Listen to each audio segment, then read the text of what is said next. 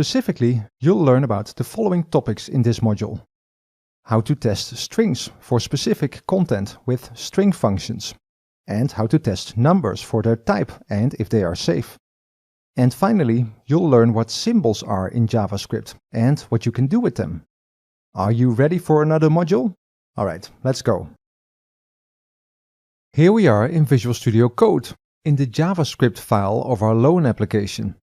And this is the Generate Risk Profile function. I use this to assess the risk of lending somebody money based on some values that the user puts in.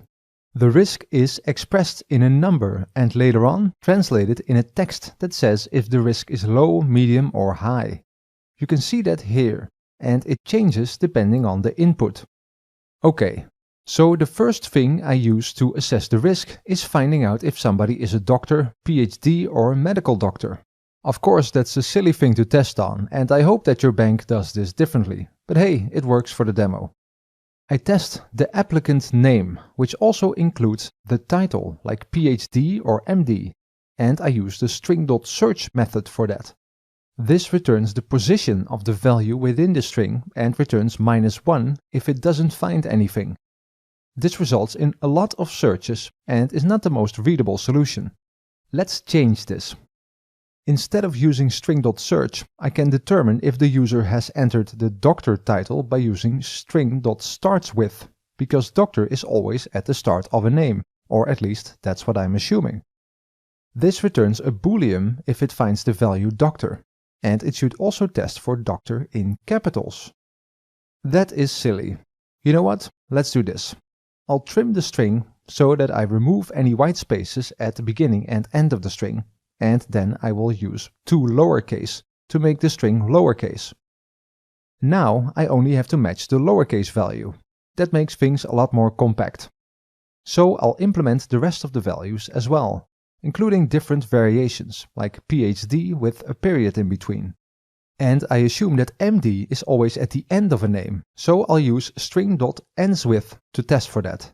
And then I need to test for it with a period in between, and also with a period at the end, because endsWith tests for all the characters at the end of a string, just like startsWith tests for all the starting characters.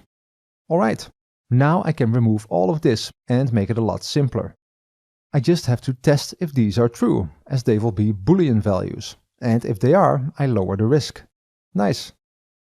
And I can remove the old code and keep the rest. This looks a lot better, right? Let's see if it works. Reload the page and load an application. Yeah, that seems to still work. Good.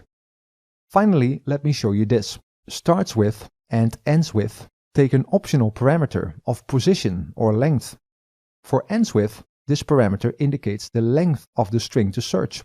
This means that you can end the search before the end of the string. For startsWith, this parameter indicates the position in the string to start the search at. Alright, let's move on. I also test the string that contains the purpose for the loan.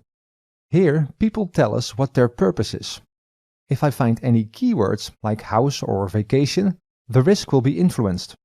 And again, I use string.search to search for these keywords. Let's change this. I'll look for the keyword house by using string.includes. This returns true if any of the string contains the value. And just like earlier, I'll make things easier by using trim and 2 lowercase. Okay, let's search for the rest of the keywords.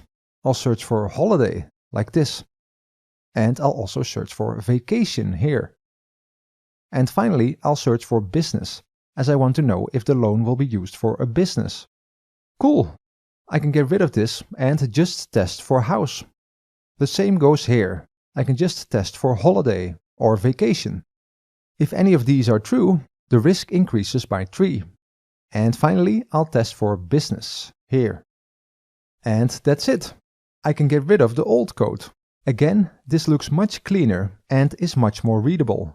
Let's test it. And reload the page. And load one. Okay, that still works. There you go.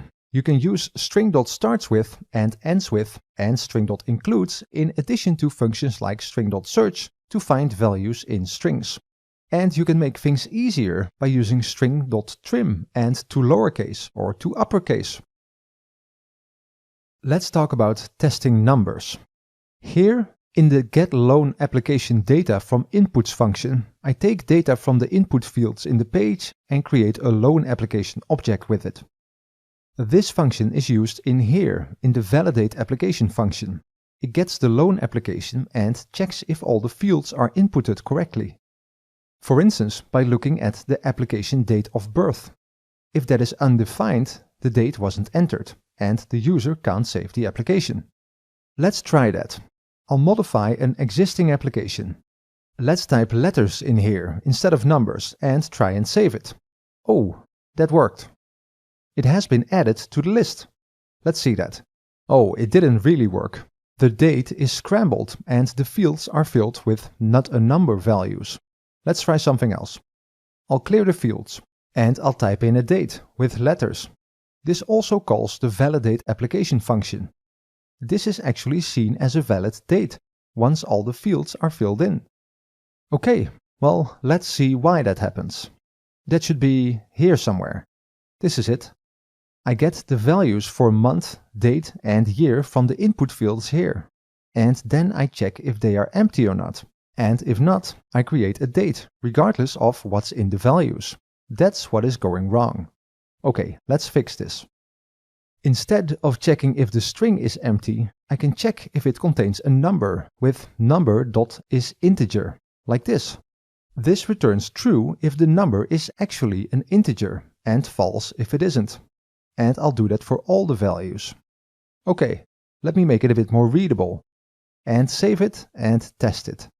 Let's type in a date with letters and see if that works. And no, the validation message doesn't go away, so this isn't valid. What if I save it? Let's see. No, it isn't in the list, so it isn't saved. That worked. So what does number.isInteger test? Let's take a look at it in the Developer Tools console. In Chrome, I can get to this by pressing F12. Let's test number.isInteger on a string. That is false, because that's not an integer. And what if I test it on 25? That is true, because that is an integer. And 25.3, that is not an integer. And what about 25.0? That is also an integer, because 25.0 is stored as 25, without the decimal. And what about something else, like null? Also not an integer. And infinity, that's also false. Okay, this is very reliable. In JavaScript, all numbers, so integers and also floats, are all stored in the same way. They are all stored as double precision floating point numbers. Because of this storage mechanism, some larger numbers can lose precision. For instance, if I take this number and add 1 to it, it is still the same, because of the rounding that happens because of its storage mechanism. And if I add 5 to the same number, you'd expect something else than this, right? When we use integers, we can prevent losing precision by using numbers that fall in between the max safe integer value, which is this one, and the min safe integer value, which is this one. And we can easily test if an integer falls in between these values with the number.isSafeInteger function. We don't need to test for safe integers in our application, but just for fun, I'll implement it here, instead of number.isInteger. It works the same, it only does an additional check to see if the value falls between the safe max and min values. And let's see if it still works. Yep, it works. So you can easily test to see if something is an integer by using number.isInteger. And if you want to work with big integers and don't lose precision, you should check if they are safe with number.isSafeInteger. Let's talk about symbols in JavaScript. You probably rarely use or see a symbol in code, but it's good to know what it is. Let's take a look. A symbol in JavaScript is a primitive data type that can be used as an identifier for object properties. Because this use case is pretty rare, I don't need it in the loan application, and so I'll explain symbols right here in these slides. Symbols are globally unique, unguessable values. No symbol is exactly the same, and as developers we have no way of knowing what the unique value of a symbol is. Let's explore that. This is the way that you can create a symbol. Notice that you don't use the new keyword. You just create one like calling a function. Optionally, you can pass a string to the symbol when you create it. This string can be anything you like and is a label for the symbol. The string is something that you can see in your console to help you with debugging. So if you would log the ID symbol out to the console like this, you would see symbol because that is the data type. And if you would log id.toString, you would see symbol my ID. So you'd see the string in the console that you passed as a parameter. You don't see the actual unique value of the symbol. That will always be hidden to us. And that's a good thing, because it is unique and should stay that way. We can see that here. If I create two symbols, each with the same description, they would still be unique. If I test that by logging this in the console, I would get false. The string isn't the value of the symbol. The value is hidden to us. And so, whenever you create a symbol, it will be a new, unique symbol. But we can reuse symbols that are already created. You can do that with the symbol.for. In this example, I get the symbol with the description of my ID twice. And when I test to see if they are the same, I get true, because these are the exact same symbols retrieved from the global registry. Alright, so symbols are unique and you can retrieve existing symbols. So when would you use a symbol?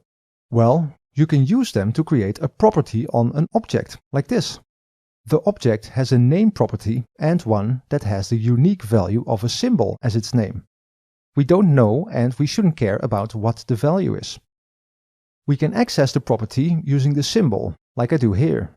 You might be asking yourself why you would do this. Well, here's the reason. When you use a symbol as a property name, it doesn't show up when you query the properties of the object. So you could use this to create a secret property. Using a symbol would be a good way to signal to other developers that this property is secret. However, it isn't completely hidden, because you can find it when you call object.getOwnProperty symbols on the object. So you can use symbols to create kind of hidden object properties. Like I said, in the real world you probably won't use symbols in your code and you will rarely see them anywhere. In any case, you now know what they are. Let's summarize this module. You've learned that you can test strings for certain content with lots of string functions. We've seen string.search that returns the index of the string. We've also seen string.trim and .toLowercase that can help when we are searching in strings. And we've seen string.startsWith and .endsWith, which test the start and the end of a string for a value and return a boolean. These functions take an optional parameter. In string.startsWith, the parameter determines where the search starts, and in string.endsWith, the parameter determines where the search ends. And we've also seen string.includes, which returns true if the string contains the value at any position. You've also learned how to test if a value is an integer, with number.isInteger.